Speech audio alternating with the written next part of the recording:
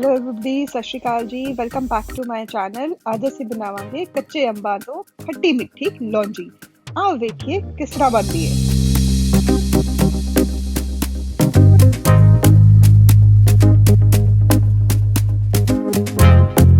ਪੰਜ 500 ਗ੍ਰਾਮ ਕੱਚਾ ਅੰਬ ਲੈ ਕੇ ਉਹਦਾ ਛਿਲਕਾ ਲਾ ਲਓ ਤੇ ਲੰਬੇ ਲੰਬੇ ਹਿੱਸਿਆਂ ਵਿੱਚ ਕੱਟ ਲਓ। ਧਿਆਨ ਰੱਖੋ ਕਿ ਇਹਨਾਂ ਨੂੰ ਜ਼ਿਆਦਾ ਬਾਰੀਕ ਨਹੀਂ ਕੱਟਣਾ।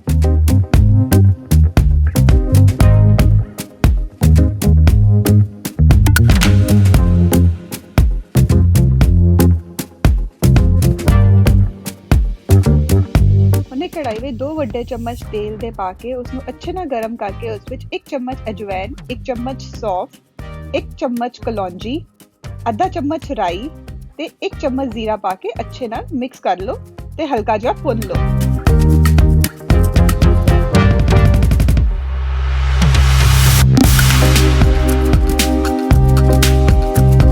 हुण इस विच अपने कट्टे हुए अंब ऐड कर दो ते अच्छे ना मिक्स कर लो।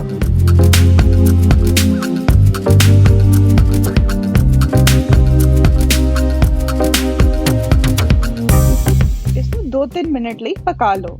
ਹੁਣ ਇਸ ਵਿੱਚ ਸਵਾਦ ਅਨੁਸਾਰ ਨਮਕ, 1 ਵੱਡਾ ਚਮਚ ਗਰਮ ਮਸਾਲਾ, 1 ਚਮਚ ਕਸ਼ਮੀਰੀ ਲਾਲ ਮਿਰਚ, आधा चम्मच ਦੇਗੀ ਮਿਰਚ ਐਡ ਕਰਕੇ ਅੱਛੇ ਨਾਲ ਮਿਕਸ ਕਰ ਲਓ।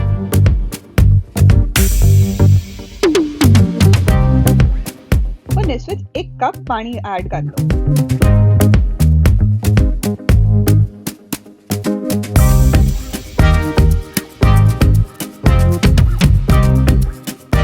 पानी विच उबाला आना शुरू हो जाए तो इस विच 1 चम्मच चाट मसाला, आधा चम्मच काला नमक ते 1 कप गुड़ ऐड कर दो।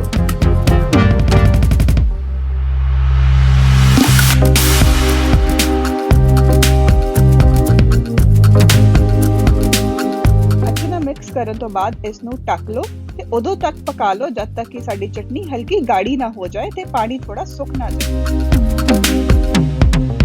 इसमें लगभग 3 ਤੋਂ 4 मिनट लगेंगे।